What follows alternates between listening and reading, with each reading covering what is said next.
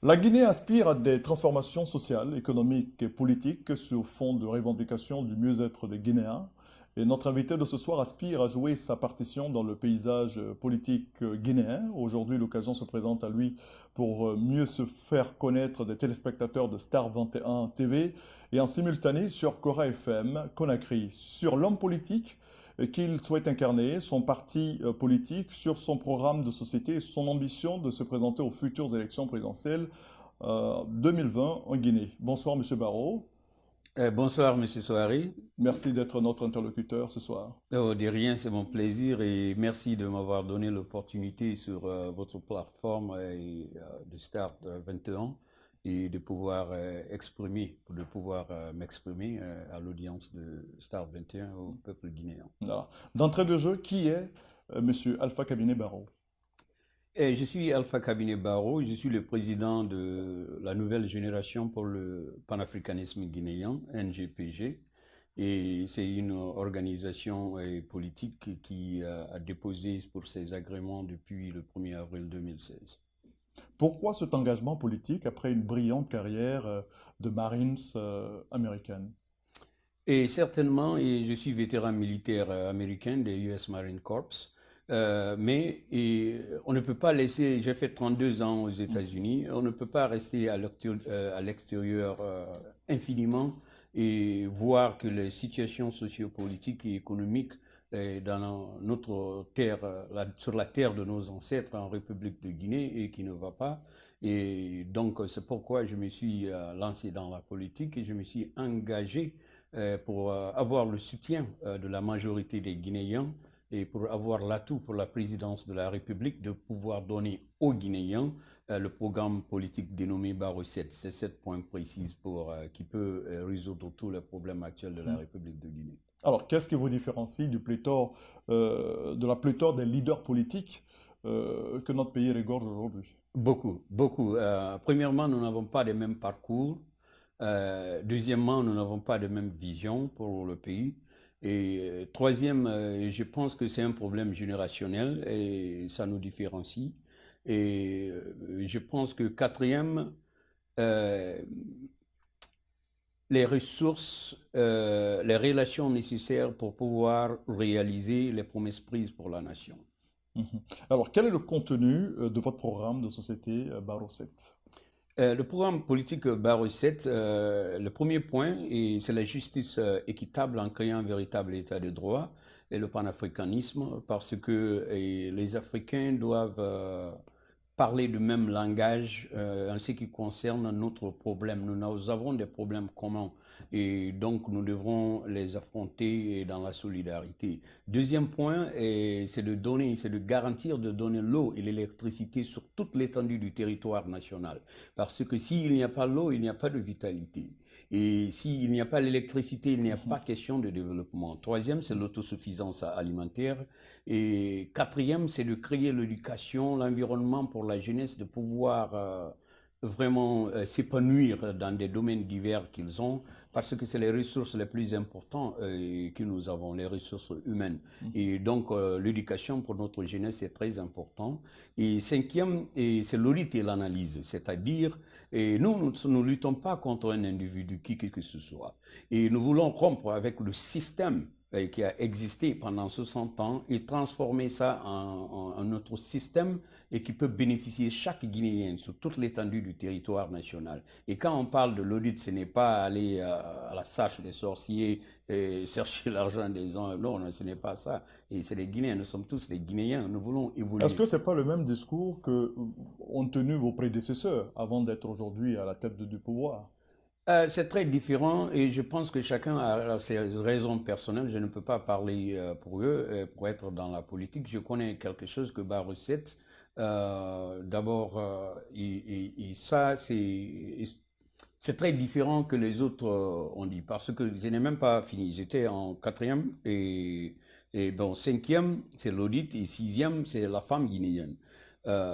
L'émancipation de la femme guinéenne et la création des centres de santé modernes pour répondre aux différents besoins de la femme et leurs enfants et la création des maisons sociaux pour les femmes et les enfants et aussi en permettant les femmes de s'épanouir dans les domaines de business.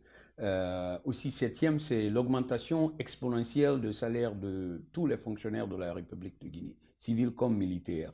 Mais on ne peut pas comparer même deux enfants qui sont de même père ou même mère. Et donc, nous avons de différents parcours, nous avons de différents niveaux d'éducation, nous avons de différentes manières de faire des choses. Et donc, je pense qu'avec mon expérience et l'éducation aux États-Unis sur le plan militaire et sur le plan technologique pourra bénéficier mon pays natal. Alors, face à la détérioration du climat social continu en Guinée, dû au manque d'eau, au délestage du courant électrique, à la cherté de la vie, à des déguerpissements forcés de la décharge de Dar es Salaam à Conakry et à des manifestations continues, est-ce que vous êtes pour ou contre le référendum pour une nouvelle constitution en Guinée? Vous savez, je lis beaucoup sur tout le monde est en train de parler de la contre, certains sont pour, d'autres sont contre. Mais d'abord, nous ne sommes même pas prêts pour n'importe quelle élection en République de Guinée. C'est pourquoi nous avons toujours raté la route. Et d'abord, nous devrons parler d'abord, revoir la manière à laquelle les élections, les méthodes d'opération électorale Vous êtes pour ou contre le référendum? Et référendum, et ça doit être fait, mais je ne pense pas que nous sommes prêts pour ça actuellement à temps présent.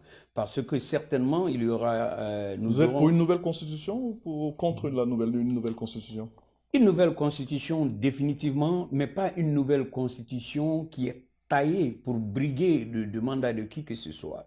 Et donc, je pense que la constitution qu'on a maintenant, on doit revoir cette constitution, mais ce n'est pas le temps pour ça. Le temps maintenant, c'est qu'on doit se focaliser sur...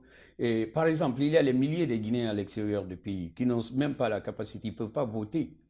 Et ça, c'est leur droit sacré constitutionnel. Et par exemple, il y a beaucoup de Guinéens, les milliers de Guinéens qui militent pour la NGPG. Comment ils peuvent exprimer leur voix? Leurs droits sont violés. Et donc, d'abord, on doit reconnaître le droit de tous les Guinéens de leur donner la capacité, l'opportunité de s'exprimer et voter pour les leaders que eux, ils veulent. Et si il y a beaucoup de contradictions, on revient sur ça, pour la Constitution, pour le référendum ou non pour le référendum, on doit spécifier la date. On doit dire, bon, on veut faire le référendum en 2025. On doit faire le référendum parce que maintenant, là, nous ne sommes pas prêts pour le référendum. Nous ne sommes pas prêts, même pour l'élection législative. Nous ne sommes pas prêts pour l'élection présidentielle, mon frère. Et donc, c'est pour prévenir les violences post-électorales et nous devrons d'abord se rassurer que tous les Guinéens sont bien recensés pour pouvoir voter. Et il y a les multitudes de partis politiques qui n'ont pas leur agrément actuellement. De multitudes de partis politiques qui n'ont pas leur agrément. Je viens de Conakry, le 6 mai, j'étais au ministère des Affaires politiques. Et pour la signature de notre agrément, j'ai été informé que le directeur national des affaires politiques est décédé, paix à son âme, et que son adjoint aussi est décédé, paix à son âme. Et donc, notre dossier là-bas, c'est en limbo. Donc, j'ai confié ça avant de quitter à Conakry. Et j'ai confié ça à un avocat sur place de suivre ce dossier. Mais ça, c'est le droit sacré pour chaque citoyen. Et c'est ça qui fait le dynamisme même de la politique dans un pays. Et nous proposons des idées, nous dénonçons et nous proposons des idées, mais ça commence d'abord par reconnaître le droit sacré des Guinéens. Et donc nous devrons revoir comment la CENI fonctionne et tout le monde doit être inclus, pas une minorité qui va dans une chambre pour dire bon, on a inspecté tout va bien. On n'était pas là-bas. Vous pensez que les élections présidentielles en 2020 auront lieu? Les élections présidentielles doivent avoir lieu. Ça dépend de ce que nous faisons maintenant. Parce qu'à la manière à laquelle nous allons maintenant, certainement, on ne pourra pas avoir de l'élection. Et ce qu'on doit faire immédiatement, c'est d'abord donner le droit constitutionnel et sacré de tous les Guinéens, le droit de voter, le droit de choisir si ça doit même être fait en 2020 ou pas. Ça revient aux Guinéens. Mais comment les Guinéens peuvent s'exprimer? Quand tous les Guinéens, vous n'êtes pas enregistrés, les Guinéens qui sont là, vous pouvez demander chacun comment ils vont voter. Mais il y a les Guinéens qui sont dans les villages lointains. Comment eux, ils vont voter? C'est d'abord, nous devrons regarder et mettre une organisation en place. Et bien sûr qu'il y a la CENI. Mais s'il y a la CENI et pas tous les Guinéens qui sont capables et qui sont agréés de participer dans l'élection, parce que c'est aux différents leaders politiques de sensibiliser les militants de méthodes de vote, de manière de vote où aller. Donc quand ça c'est déjà établi, et donc il y a une transparence équitable pour tout le monde, et donc quand on aura, et en ce moment nous sommes prêts pour l'élection législative, nous sommes prêts pour l'élection présidentielle, et on peut se déterminer, on peut donner le choix aux Guinéens de décider. Et si ils veulent du référendum en 2020, et s'ils... Nous, dans la NGPG, nous ne sommes pas concernés de celui qui va se présenter. Parce que n'importe quel candidat sera là-bas, on va les racler. Vous pensez que le professeur Alpha Condé risque de briguer un troisième mandat? Bon, il ne s'est pas prononcé, et donc ça, c'est des spéculations. Et pour cette question, et je vais me prononcer quand il va se prononcer. Parce Mais que après, nous sommes à la j'entends- veille des élections présidentielles 2020 en Guinée, et jusqu'à preuve de contraire, le professeur Alpha Condé ne s'est pas prononcé. Euh, Si oui ou non, il doit se présenter aux élections présidentielles 2020 en Guinée. En fonction de la constitution actuelle, il ne doit pas se présenter pour l'élection présidentielle 2020. Et là, c'est très simple. Et pour d'autres, ça, c'est des spéculations. Pour vous, ça reste des spéculations? Mais pour moi, actuellement, ça reste des spéculations parce qu'il ne s'est pas prononcé là-dessus. Et donc, ce qui nous concerne à l'heure actuelle, c'est l'obtention de nos agréments et c'est de revoir même les procédures électorales en République de Guinée, de se rassurer que chaque Guinéen peut s'exprimer et dans les villages et où ils vont aller voter et comment les votes là sont comptés et comment c'est transmis, comment c'est validé, qui certifie, qui approuve, qui confirme. Donc, c'est des procédures comme ça qui nous préoccupent maintenant et c'est ça qui déterminera s'il y aura l'élection présidentielle en 2020. Et donc, pour cela, je pense que l'émission de ces agréments doivent commencer maintenant pour qu'il y ait un débat politique réel et pour que nous parlons des sujets réels qui peuvent créer de cohésion sociale et de la paix en République de Guinée. Oui. D'accord. Alors, le FMI a récemment interpellé le gouvernement guinéen sur le déficit budgétaire avec des demandes de justificatifs sur la gestion des 90 millions de dollars de la licence 4G d'Orange. Comment qualifiez-vous la gouvernance du professeur Alpha Condé? D'abord, le professeur Alpha Condé, sur le plan social, je le considère mon père, et sur le plan de business politique, je pense que il a beaucoup fait, il a fait beaucoup de choses qui ont aidé le pays, comme il a pu annuler certaines dettes, il y a certaines constructions des hôtels à reconnaître. Mais vous savez, mon frère, la Guinée est un pays en chaos total. Tout est chaos. Et donc, une seule personne ne pourra pas faire tout.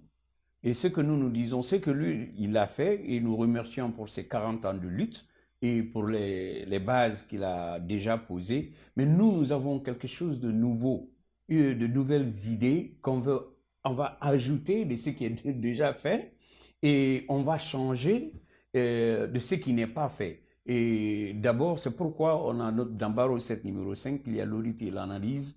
C'est pour voir même comment les structures de gouvernement fonctionnent. Et ces structures-là doivent être changées. Et sur le plan financier, je pense que tous les Guinéens sont condamnés à la pauvreté et à la perpétuité. Et donc, ces contrats et le système bancaire doit être revu. Et des contrats, des Et accords... comment vous comptez lutter contre la corruption, par exemple? Pour lutter contre la corruption, la première chose de faire, c'est Barreau 7 numéro 7, c'est de payer exponentiellement tous les travailleurs de la fonction publique, et civile comme militaire, et les policiers aussi, parce que si les personnes ne sont pas très bien payées, ils ont des enfants à nourrir, il y a certaines personnes qui sont susceptibles à la corruption. Et Deuxièmement, comment vous comptez vous y prendre pour mieux payer les fonctionnaires en République de Guinée? et là, d'abord, je n'avais pas fini sur l'autre et je vais en venir. Et si vous voyez, nous allons revoir le budget, comment ça rentre, parce que c'est interconnecté, c'est interlié. Vous ne pouvez pas faire l'un sans l'autre. Et donc, la rigueur est nécessaire. Et nous allons aussi mettre le système d'informatique, même si vous voulez faire la corruption, vous ne pouvez pas. Un, vous êtes bien payé, vous n'avez pas de raison de voler. Deux, c'est informatisé, même si vous voulez faire la corruption, vous ne pouvez pas. Et trois, et nous allons revoir le budget de rentabilité, et parce que dès que ça est établi, donc maintenant l'argent, ça serait une économie structurée en fait. Maintenant l'argent qui sont collectés par des impôts, par des tickets sur la route, viennent normalement sur des chaînes normales, et en fonction de ça, on va revoir en fonction hiérarchie A, hiérarchie B, hiérarchie C, combien ils prennent maintenant, mais on veut aller au minimum de 9 millions de francs guinéens pour chaque Guinéen. Voilà. Vous suivez Star 21 avec pour invité le président de la nouvelle génération pour le panafricanisme guinéen en simultané sur Cora FM. On marque une page de publicité et on revient juste après.